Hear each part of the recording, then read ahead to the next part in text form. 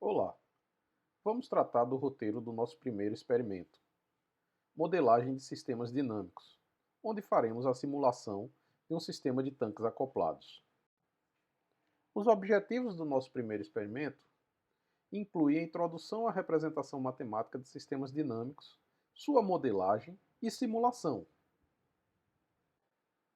Existe uma grande quantidade de softwares específicos para o desenvolvimento de simulações dinâmicas, nos quais métodos importantes como integração numérica já estão implementados.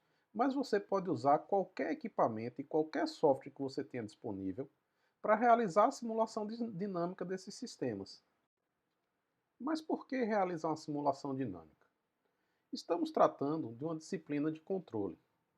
Antônio Faleiros e Takashi Oneyama, em seu livro, definem o problema de controle como sendo uma forma de afetar um dado sistema de tal maneira que ele atenda a especificações de desempenho previamente estabelecidas. Então, este seria o problema a ser abordado numa disciplina de controle. Mas Doff e Bishop, em seu livro, afirmam que para compreender e controlar sistemas complexos, deve-se obter modelos matemáticos quantitativos desses sistemas, de onde podemos concluir que a obtenção de modelos matemáticos pode vir a ser uma etapa fundamental na solução do problema de controle. Também precisamos considerar algo importante. Simulações dinâmicas podem nos fornecer uma maneira segura de estudar a dinâmica do sistema, projetar controladores e sintonizá-los adequadamente, sem colocar em risco a integridade física do sistema real, uma vez que na simulação nós podemos utilizar uma grande variedade de condições de operação, realizar um grande número de testes, inclusive submetendo ao sistema a condições aos quais o sistema real não poderia ser submetido sem correr risco. Na nossa disciplina, todas as atividades desenvolvidas ao longo do semestre, em função da pandemia do Covid-19, precisarão ser desenvolvidas no ambiente de simulação computacional. Por isso, nesta primeira unidade da disciplina, vamos tratar do desenvolvimento deste ambiente de simulação. E nas demais unidades, vamos realizar experimentos de controle PID e controle no espaço de estados, com base no modelo de simulação aqui desenvolvido. Para isso, vamos utilizar como base o sistema de tanques acoplados da Quanser, que basicamente é composto por dois tanques de acrílicos, abertos na parte de cima e com um orifício de saída na parte de baixo. Além disso, temos um reservatório e uma mini bomba d'água movida por um motor DC responsável por elevar a água desde o reservatório até os tanques, que podem ser configurados de diferentes maneiras utilizando um conjunto de tubos e conexões que fazem parte do sistema. Na nossa simulação, vamos ter como entrada um valor de tensão entre -4 e 4 volts. Esta tensão de entrada deverá ser multiplicada por um ganho de 3 vezes, que corresponde ao módulo de potência existente no sistema real. Esta tensão de entrada multiplicada por 3 vezes irá fornecer a tensão de alimentação da bomba.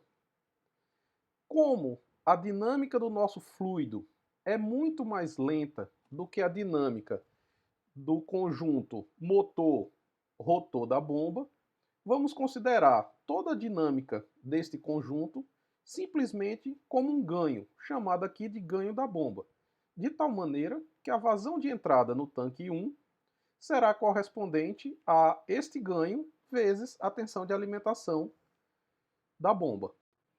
O líquido bombeado para dentro do tanque irá escoar para fora dele através do orifício de saída existente no fundo do tanque, isso devido à ação da gravidade.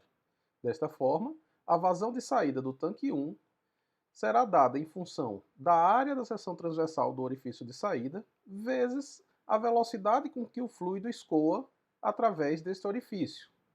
É importante observarmos que estamos considerando como unidades centímetros e segundos, de tal maneira que a aceleração da gravidade deve ser fornecida em centímetros por segundo ao quadrado.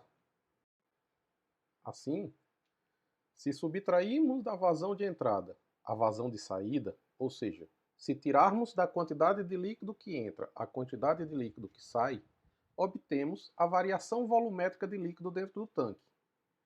Como o nosso tanque tem seção de área transversal constante, podemos dividir a variação volumétrica pela seção da área transversal, obtendo-se assim a variação do nível.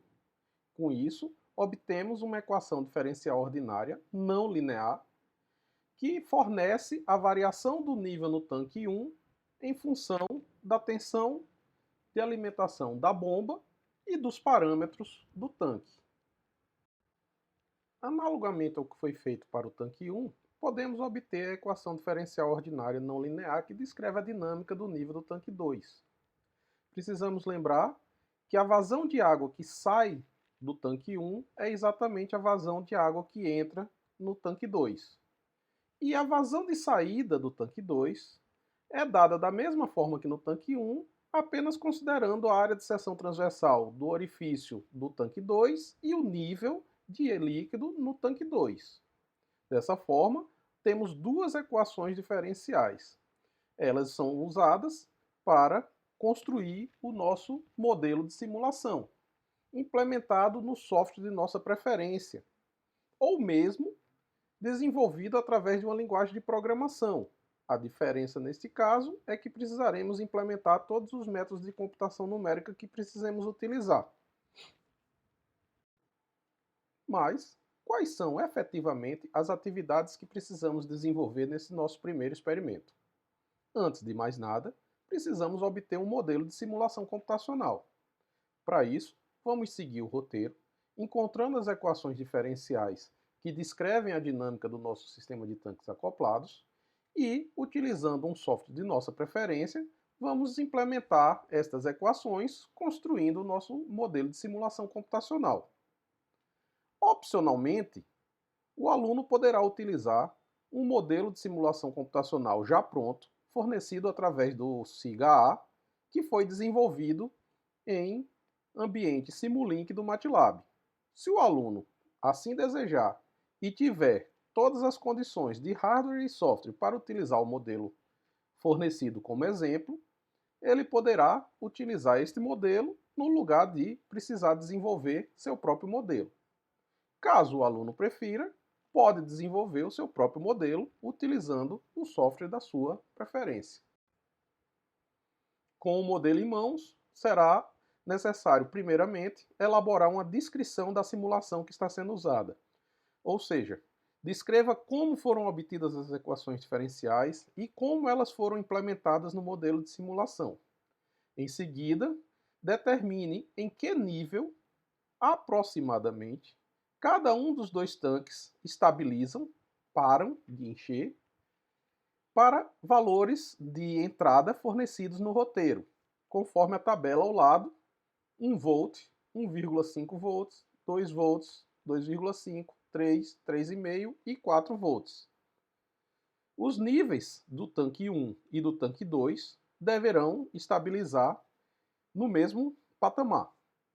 Bom, depois disso, conforme a tabela da direita, vamos fazer ao contrário. Vamos determinar que tensão estabiliza nos níveis dados. Então foram fornecidos aí os níveis 3, 10, 15, 20, 25, 28 e 30 centímetros. Por tentativa e erro, você deve encontrar o valor de tensão que faz com que os tanques estabilizem aproximadamente nestes valores. Para as próximas atividades, vamos chavear da entrada constante para a entrada do tipo senoidal. Vamos configurar a nossa senoide para uma amplitude de 2 cm e uma média, ou bias, de 2 cm. Ou seja, nossa senoide vai variar de 0 a 4 cm. Vamos trabalhar com 3 frequências diferentes. Inicialmente, com 0,2 radianos por segundo, vamos testar o sistema, rodar nossa simulação e, a partir dos resultados, determinar a amplitude das oscilações do nível do tanque 1 e a amplitude das oscilações do nível do tanque 2. Ou seja, com as curvas de resposta do tanque 1 e do tanque 2, vamos comentar as diferenças e ou semelhanças entre as amplitudes e as fases das duas respostas. Ou seja, tanto o tanque 1 quanto o tanque 2 oscilam na mesma amplitude ou oscilam em amplitudes diferentes. Os sinais de respostas estão em fase ou apresentam uma defasagem entre um e outro. E por que existem essas semelhanças e ou essas diferenças? Para esclarecer ainda melhor, vamos repetir o teste com 1 radiano por segundo, fazer as mesmas observações e em seguida repetir novamente com 0,08 radianos por segundo. Fazendo os experimentos em 3 frequências diferentes, poderemos construir melhor as nossas observações e os nossos comentários sobre as diferenças ou semelhanças entre as respostas do tanque 1 e do tanque 2. Por que isso acontece? Qual relação isso tem com os parâmetros dos tanques e todas as observações que julgarmos pertinentes. Com todos esses resultados em mãos, estamos prontos para escrever o nosso relatório e submetê-lo através do SIGA-A. Esta foi a descrição do roteiro do nosso primeiro experimento. Desejo a vocês um bom experimento. Até a próxima aula.